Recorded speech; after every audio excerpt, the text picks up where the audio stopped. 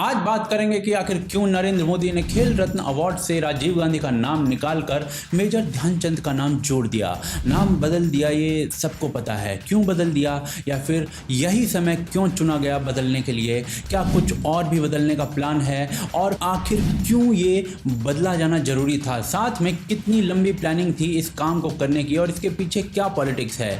आज बात करेंगे इस सब के बारे में। बने रहिए हमारे साथ, देखते रहिए आर्टिकल।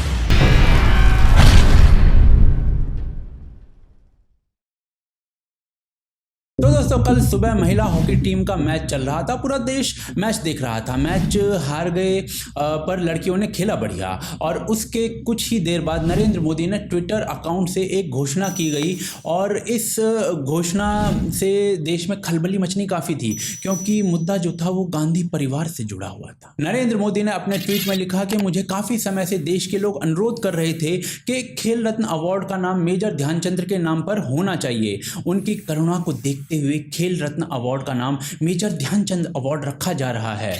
और नीचे जो नरेंद्र मोदी थे वो फूल माला चढ़ा रहे थे उनकी प्रतिमा पर। मोदी जी के ट्वीट में चालाकी ये थी कि उन्होंने बस खेल रत्न अवार्ड कहा, उन्होंने इसका पूरा नाम राजीव गांधी खेल रत्न अवार्ड है ये नहीं बताया। और राजीव गांधी का नाम हटाए जाते ही कांग्रेस वालों के हलवों में हींग पड़ गई। ये भाई साहब कहने लगे कि मेजर ध्यानचंद का नाम खेल रत्न अवार्ड से जोड़ना भगवाकरण है। मतलब मेजर ध्यानचंद क्या आरएसएस के स्वयंसेवक थे क्या भाई? मुंह दिया गया है तो कुछ भी बोलोगे। दूसरी तरफ दिग्विजय सिंह ने कह दिया कि मोदी अपने नाम पर भी इसको रख सकते थे, इस अवार्ड को। मैं पहले से ही ये सब जानता था। किसी ने कहा कि मोदी, नरेंद्र मोदी जो है, अपने स्टेडियम का नाम भी चेंज कर लेना चाहिए जो उनके नाम पर है। और यही सब कहते हुए बाकी सब लोगों ने भी भूकाल मचा रखा था।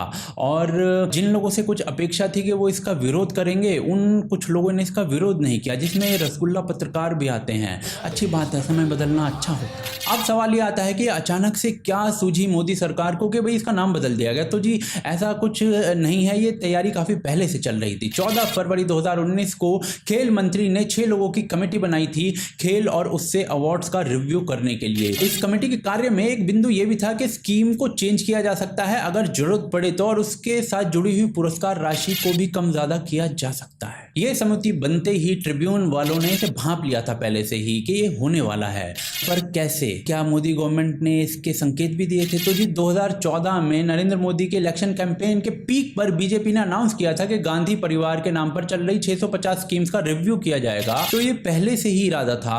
इस बात पर सरप्राइज नहीं होना चाहिए देश के लोगों को। सवाल ये है कि जो समय जो चुना गया है वो क्यों चुना गया है? अरे भाई, इतना भी नहीं समझे। 5 अगस्त को पुरुष हॉकी टीम ब्रॉन्ज मेडल जीती है, और नरेंद्र मोदी पूरी टीम से बात करके बधाई देते हैं देश को, और पूरे देश का माहौल हॉकी में हुआ पड़ा था इस समय। उसके बाद 6 अगस्त को महिला हॉकी टीम भी गजब परफॉर्म करती है। हल्की लाइन से ब्रॉन्ज मेडल चूक जाती है, लेकिन पूरे देश ने ये मैच भी देखा, और कहीं ना कहीं हर जगह हॉकी की बात चल रही थी, चाहे वो सोशल मीडिया हो, चाहे फिर वो नाई की दुकान हो। अब जब पूरा देश हॉकी के साथ सेंटिमेंटल होकर जुड़ा हुआ है, तो ऐसे में एक राजनीतिज्ञ जो है वो हॉकी के जादूगर के नाम पर देश के सबसे बड़े खेल अवार्ड का नाम रख दे तो क्या मैसेज आएगा देश में? दूसरी तरफ कांग्रेस को लगेगी आग के भाई राजीव गांधी का नाम हटा दिया गया है, और वो इसका विरोध करेंगे, तो कांग्रेस के लिए क्या मैसेज जाएगा देश में? तो एक वेल टाइम पॉलिटिकल स्ट्रोक कहा जा सकता है, जिसका फायदा ही मिलेगा नरेंद्र मोदी को कहीं ना कहीं। और कांग्रेस जितना उल्टा सीधा बोलेगी इस चीज के बारे में,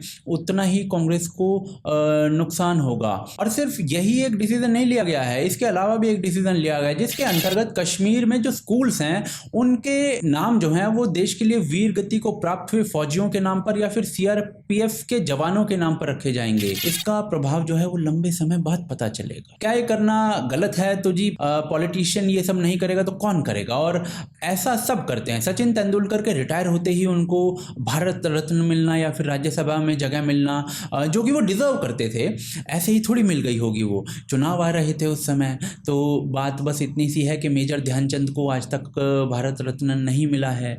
तो ये सब पॉलिटिक्स होती है। तो जी ये कहानी है पूरे निर्णय की, और नरेंद्र मोदी परफेक्टली टाइम्ड राजनीति के स्ट्रोक्स लगाने के लिए जाने जाते हैं। आर्टिकल 370 कैसे हटाया गया, ये अपने आप में टाइमिंग का एक बहुत बेहतरीन उदाहरण है। सवाल बस इतना कि क्या ये सही हुआ या गलत। तो जी देश के खिलाड़ी तो इसे सही बता रहे हैं, सोशल मीडिया पर भी लोग जो हैं अधिकांश इसे सही बता रहे हैं, और यहाँ तक कि कुछ मोदी के धुर विरोधी हैं गवर्नमेंट के, वो भी इसको सही बता रहे हैं, और उनका अपना रीज़न भी है। 1947 से 2014 तक सैकड़ों स्कीम सिर्फ नेहरू, इंदिरा और राजीव के नाम पर चली हैं। 20 से ज़्यादा स्टेडियम्स इन लोगों के नाम पर चल रहे हैं देश में। अब ऐसे में खेल अवार्ड यदि खिलाड़ी के नाम पर कर दिया जाए तो अच्छा ही रहेगा। ऋषि कपूर जैसे बड़े एक्टर्स ने भी इस बात से झल्ला कर कुछ ऐसा कह दिया था। अब ऐसे में आप सोचिए कि आम आदमी का क्या हाल होगा झल्ला। बाकी 20 से ज़्यादा स्टेडियम्स का नाम भी बदल दें जो गांधी परिवार के नाम पर है, और नरेंद्र मोदी के नाम पर जो स्टेडियम है उसका नाम भी सचिन तेंदुलकर स्टेडियम रख दिया जाए तो I think it will be good. अब आप लोग इस मुद्दे के बारे में क्या सोचते हैं? आप लोग सोचते हैं कि क्या एक वेल टाइम्ड राजनीति है, और क्या राजनीति में ये चीज़ें जो हैं वो करनी चाहिए या नहीं करनी चाहिए, ये मैं आप पर छोड़ता हूँ। आप हमें कमेंट में बताइए। लेकिन राजनीति के अंदर क्या ये चीज़ पहली बार हुई है या नहीं हुई है, वो आप खुद भी सोच सकते हैं। अब आप लोग इस मुद्दे के बारे में क्या सोचते हैं, आप हमें बता सकते हैं कमेंट करके। साथ ही साथ यदि आप हमें सपोर्ट करना चाहते हैं तो उसके लिए patreon.com और ज्वाइन बटन के थ्रू आप हमें सपोर्ट कर सकते हैं। लिंक उनके डिस्क्रिप्शन और पिन कमेंट के अंदर है। हमारी मर्चेंडाइज आप खरीद सकते हैं vocalfactory.com से। साथ ही साथ हमें ट्विटर, फेसबुक, इंस्टाग्राम को वगैरह सब पर फॉलो कर सकते हैं। आप देख रहे हैं आज की ज़्यादा खबर। जय हिंद, जय भारत।